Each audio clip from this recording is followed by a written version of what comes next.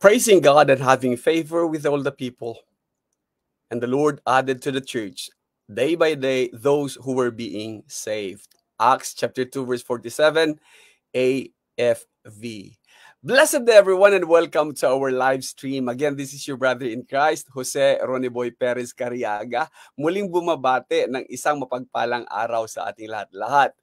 Anong oras, anong araw, saan nyo man ito panunuorin, sa lahat ng sulok ng mundo, ang pagpapala ng dakilang may kapal ng ating Diyos na lumalang, sana ang sumasa ating lahat-lahat. Muli, dadako na naman po tayo sa ating pag-aaral at ito ngayon ay nasa part 36 na po tayo ng Making the Invisible Visible.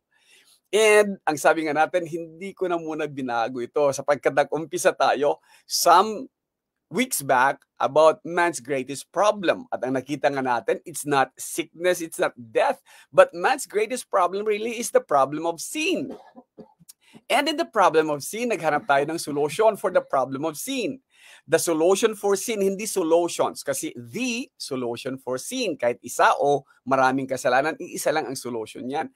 And in that solution for sin, sa ating mga pag-aaral at sa ating mga broadcast, nakita natin that there was this in prophecy, the suffering servant that would take away all the sins of God's people. At nakita natin yan sa part 33. And then nakita natin that that suffering servant is in Christ. And so, upang magkaroon ng solusyon ng kasalanan, kailangan nating tanggapin yung ginawa ng suffering servant and that we should be in Christ. And we have seen that through His death, He redeemed us from all our sins.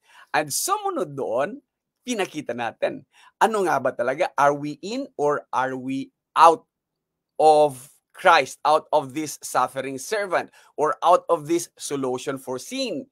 And we have seen that we need to be in Christ. And now we need to study part 36 natin, in Christ, meaning in the kingdom, meaning church, meaning saved.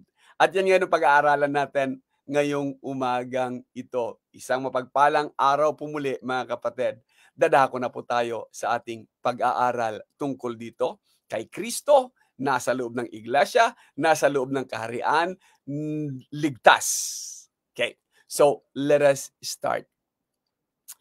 Imagine if, ito yung nilalaman ng ating mga awitin, lalo't December. Long lay the world in sin and error pining. Kung nasa mundo tayo o nasa kaharian tayo ng kadiliman, ito lang makikita natin. Nothing but. Subalit nagpapasalamat tayo sa Diyos sapagkat gumawa siya at naglagay siya ng kanyang kaharian. Sa kaharian ng kadiliman na to, naglagay ang Diyos ng kaharian niya. At ang tawag natin sa kaharian na yan, ang kanyang kaharian sa liwanag, Kingdom of Light.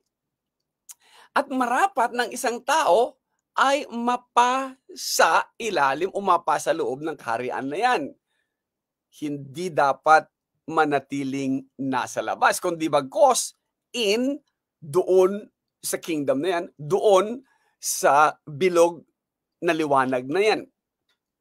Nakita din natin paano makapasok ang isang taong galing sa kadiliman o galing sa karimlan, paano siya makapasok dito sa kaharian ng liwanag. At ang nakita nga nating proseso ay yung tinatawag nating into. Yung eyes or eyes sa Greek. It is a process from without to within. Kaya nga, ang proseso natin ay into, baptized into Christ. Kaya nakita na natin yan sa mga nauna nating mga leksyon. Ngayon, ano pa ba ang ibig sabihin ng into, from out to in? So, being in Christ.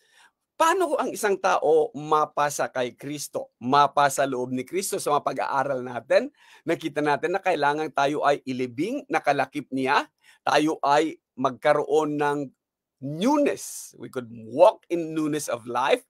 Buhat po ito sa Roma 6:3-4. And then, mayroon tayong kapatawaran ng kasalanan. Maliban sa kapatawaran ng kasalanan, mayroon tayong katubusan mula sa isang state na fallen state. Tinubos tayo sa pamamagitan ng dugo ng kanyang bugtong na anak. Mayroon tayong pagkaselyo. We are sealed with the Holy Spirit. sealed, tatak, ownership, that we belong to Him, that we are His, pag-aari tayo, and that we are added to the saved. Idinadagdag tayo sa numero, sa number ng mga nangaliligtas, ng mga inililigtas. We are added to the saved, and thus we are assured of salvation. Ang mga bagay-bagay nito, hindi kailanman natin matatagpuan sa labas. Ang mga bagay-bagay nito ay matatagpuan lamang natin sa loob ng kaharian ng liwanag. Kay Kristo, matatagpuan mo ang lahat-lahat ng mga bagay-bagay nito. Kaya yan ang ibig sabihin ng being in Christ.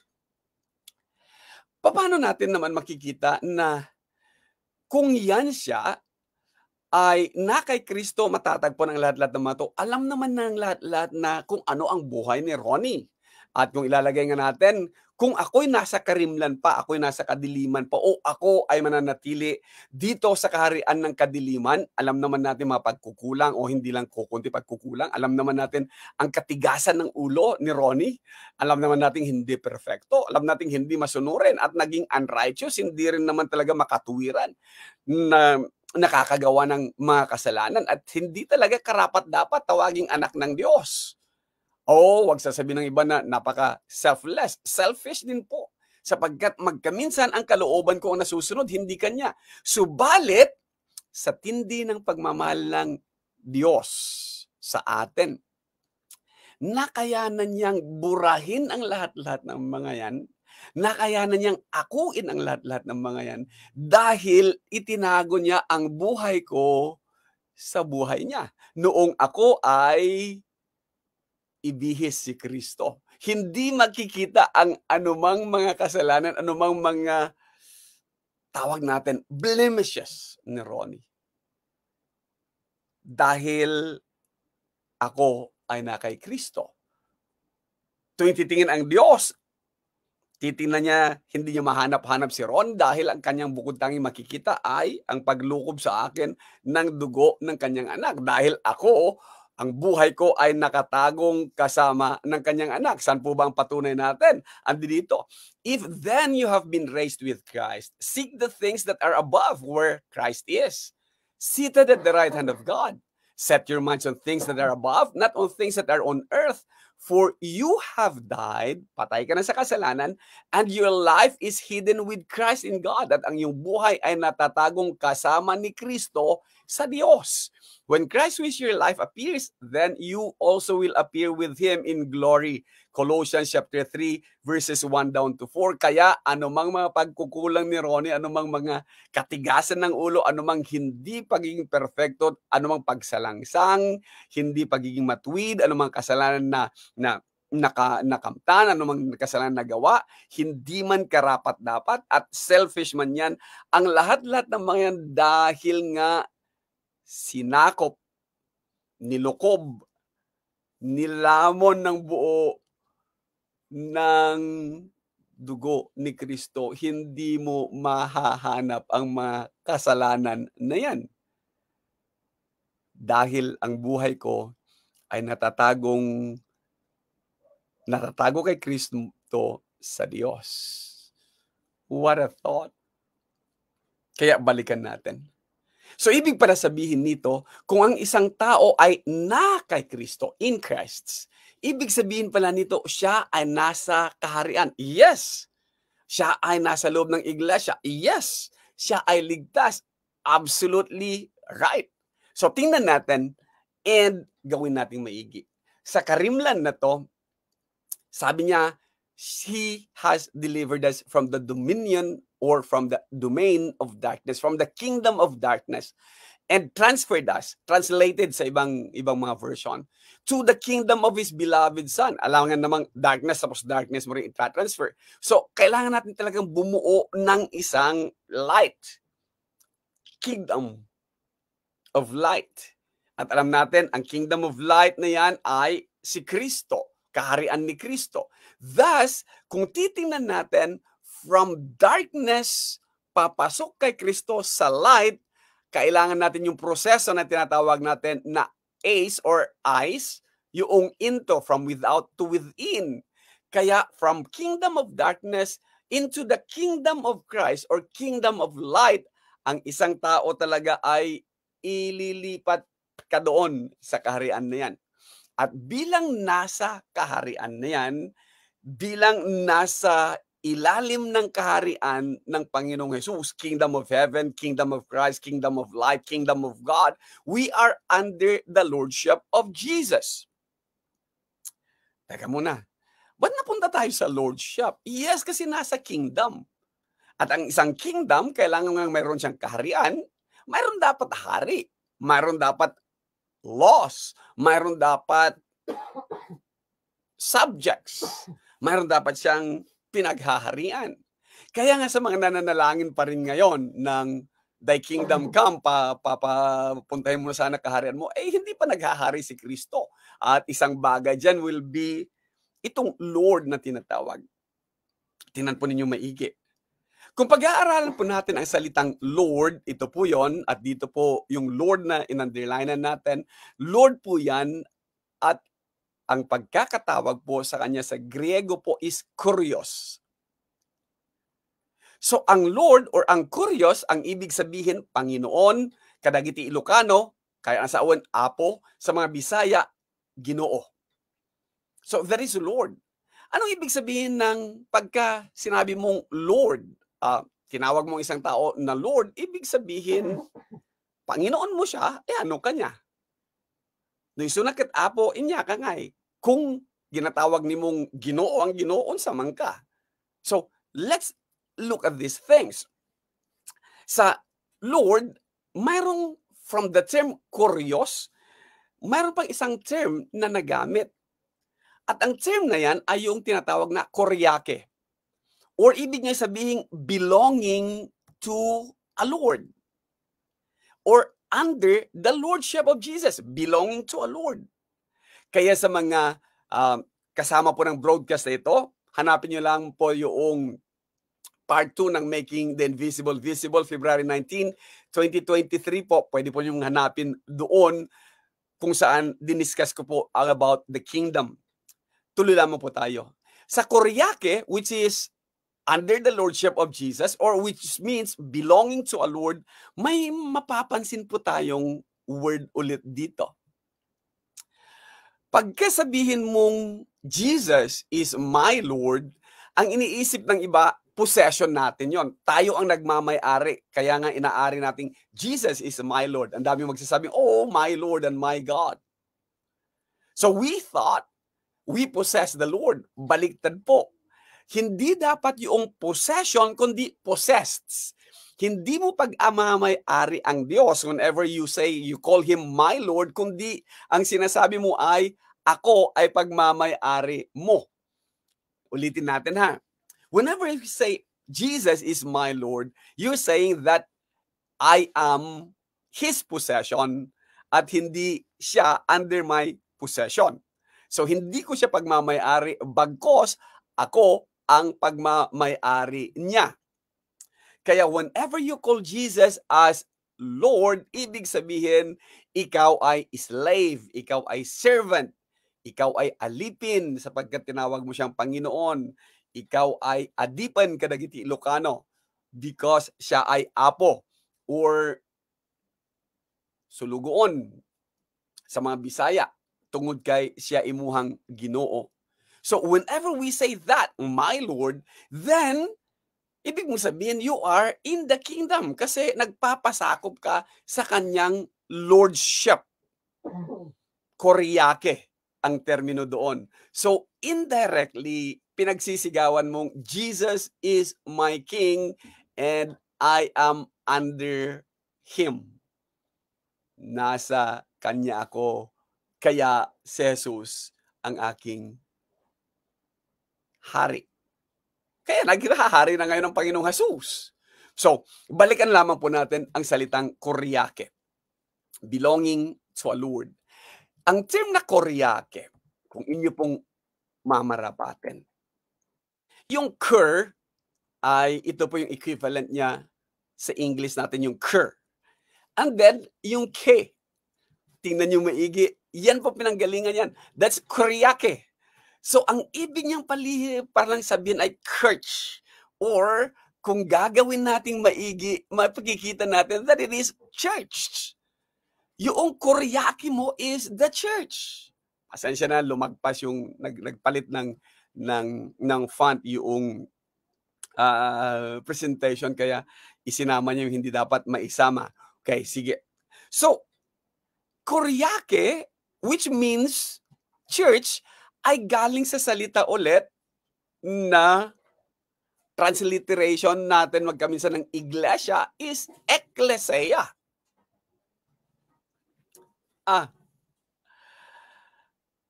Ang salitang ekklesia, ang ibig niyang sabihin yung salitang ek is out, yung kaleo, which is cold from calling.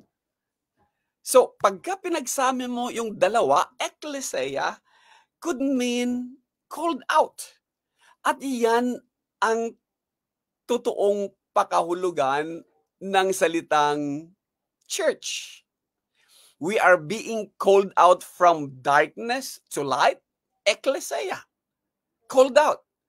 At kung titingnan nating maigi, mula sa dilim, papunta sa liwanag, mula sa kasalanan, papunta sa kabanalan, mula sa pagiging ligaw, papunta sa pagiging ligtas, inilalagay tayo ng Diyos doon sa kanyang kaharian, doon sa kanyang katawan, doon sa kanyang iglesia, doon sa called out group. Kaya ang salitang church, which is ekklesia, na nanggaling sa salitang kuryake, nang ibig sabihin belonging to a Lord, lahat-lahat ng mga yan, matatagpuan natin kay Kristo lang, lamang. Diyan natin pwedeng gamitin yung salitang lamang. Hindi maaaring sabihin nino man na siya ay nasa kay Kristo, na siya ay Kristiyano, na si Jesus ang kanyang Panginoon, kung wala siya sa loob ni Kristo at wala siya kay Kristo. As easy as that. At nakita natin, there's no other way doing that kundi dito lang. Balikan natin sumandali ang mga natalakan natin. Being in Christ, kung isang tao ay na kay Kristo, nasa loob ni Kristo, o na kay Kristo, ibig sabihin siya ay nasa kaharian ni Kristo. Na ibig sabihin pala niyan ay siya ay nasa lordship ni Jesus. Kaya pwede sabihin, Jesus is my Lord. Hindi ibig sabihin na possession niya si Jesus, kundi he is possessed by Jesus. So ang lahat ng mga bagay na ito nanggaling nagmula sa salitang Lord, kurios, kuryake, belonging to a Lord, at ang kuryake na yan, church, ginamit natin, which is ekklesia, the called out. Kaya makikita nating maigi that kung ang isang tao pala ay na kay Kristo, he is being churched.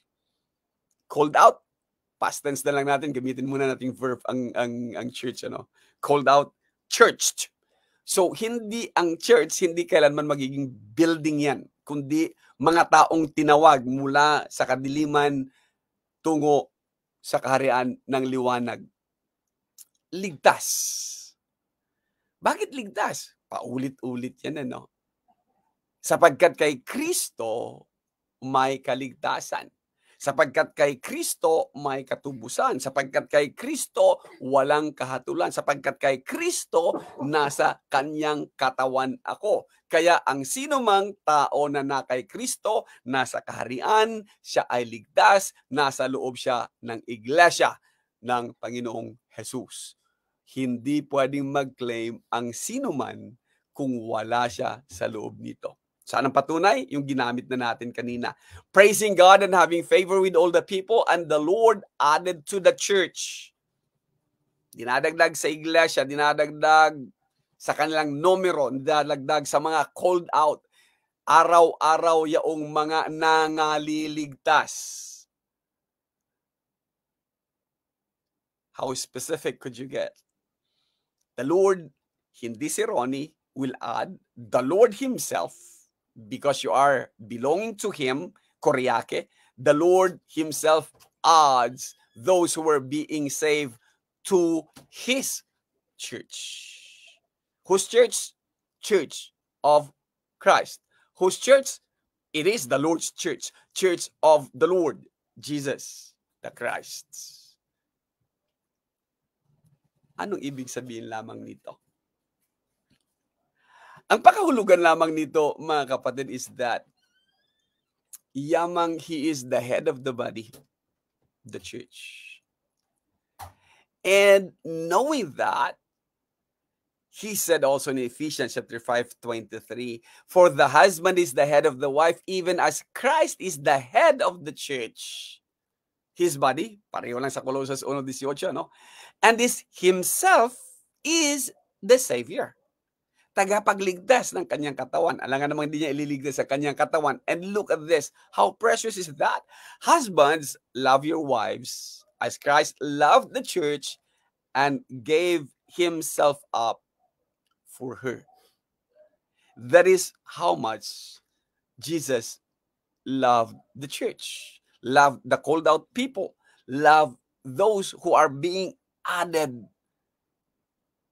to the church, those who are being saved.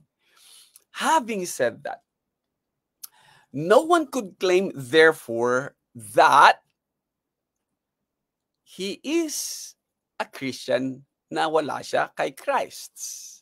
No one could claim being a Christian if nasa labas siya ni Kristo. Nobody should claim or could claim that they are saved if they are not in Christ. And there's one way to be in Christ, not by prayers, not by raising your hand, not by touching your television, not just by, hindi sa paraan na yon, napag-aralan na natin yan. Ang isang tao para mapakay Kristo, isang paraan lang po ang ginamit niya. Yung prosesong from out to in, yung ACE or eyes na tinatawag natin. Hindi pwedeng ipangalandakan din ng isang tao na, araw-araw naman, praise the Lord ng praise the Lord. Sasabihin niya, Jesus is Lord, Jesus is my Lord. Hanggat wala ka kay Kristo, hindi mo Panginoon si Kristo. You are not under the lordship of Jesus, not unless you are in Christ. Malinaw pa po sa sikat ng araw yan. Hanggat nananatili ka outside of Christ, you can't claim you are a Christian. You can claim you are saved and can't claim that Jesus is your Lord because you are not under His lordship yet. Also, no one should claim that the church is unimportant because it is the body of Christ. Marami nagsasabi, relation, not religion. Basically. Pero kung naintindihan mo ang salitang religion, religare, it's a relationship then. At hindi rin maaari na sabihin the church will save kasi alam naman natin hindi what saves you but who saves you. Kaya marapat na makita natin, mapagsasama-sama natin lahat, Lisa, and this one will fit together. Kung nalalaman natin ang ating sinasabi, nalalaman natin ang ating pinapanampalatayanan. And last but not least, yung mga taong nagsasabing nasa church sila, nasa lordship sila ni Jesus, tapos sasabihin hindi din tiyak sa kanilang kaligtasan, parang ipinagkanulo mo naman, parang sinampal mo naman ng harap-harapan ang Panginoon. Sinabi na nga niyang ligtas, sinabi na nga niyang pinatawad ka na't lahat-lahat, ang buhay mo natatago sa akin, tapos nasa loob ka niya, sasabing, ligtas kaya ako dito, unsure of salvation, then may problema ka sa pananampalataya mong kapatid. Having said all of this, to be in Christ, napakalakas po na testimonya ng ating pananampalataya.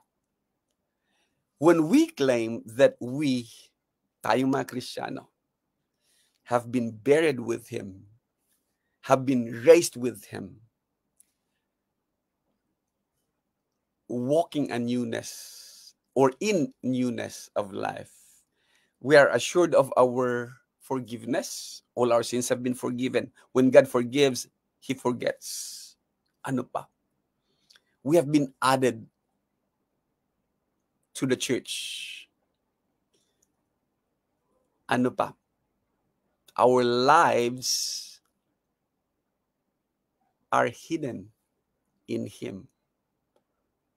Paano sasabihin ng isang tao na hindi pa rin siya tiyak sa kanyang kaligtasan?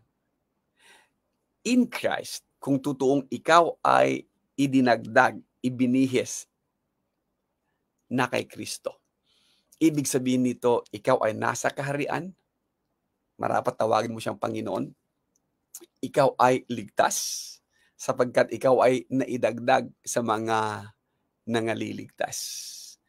Pasalamatan natin ang dakilang Diyos dahil sa kaligtasan na ipinagkaloob niya. Hinihimay-himay lamang po natin paano nga ba nangyari ang mga bagay-bagay na ito. Kaya huling katanungan, saan ka ba talaga? Where do you stand? Are you in or are you out? Ano mang ipangangalandakan mong sasabing, I am in Christ, hanggat hindi mo ginagawa yung proseso, wala ka kay Kristo. Habang buhay mo mang sasabihin, Lord, Lord, hindi ba I am doing all of these things for you? Sasabihin na talaga sa iyo ng Panginoon, hanggat hindi mo ako ibinibihis, hanggat hindi mo ginagawa yung mga bagay-bagay na yon, or hindi ginagawa sa iyo kasi passive nga naman ang proseso, then wala ka kay Kristo. One way in lang po yan, and the Bible has provided us that way, yung pagpasok doon sa Kanya. Again, kung ang broadcast na ito ay isang pagpapala at naging kalakasan para sa inyo or naging kaparaanan upang maintindihan ng mas maigi, mas malinaw, pasasalamat po natin sa Poong May Kapal na nagkaloob sa atin ng pagkakataong may broadcasts ang kagaya nito. Uulitin ko, sa anong mga katanungan, feel free na mag-email po sa akin. Pwede po kayo mag-share, mag-subscribe. At ito po ang inyong kapatid, Jose Roniboy Perez Cariaga. Muling nagpapasalamat at nagsasabing pagpapala ng dakilang Diyos ang sumasa ating lahat-lahat.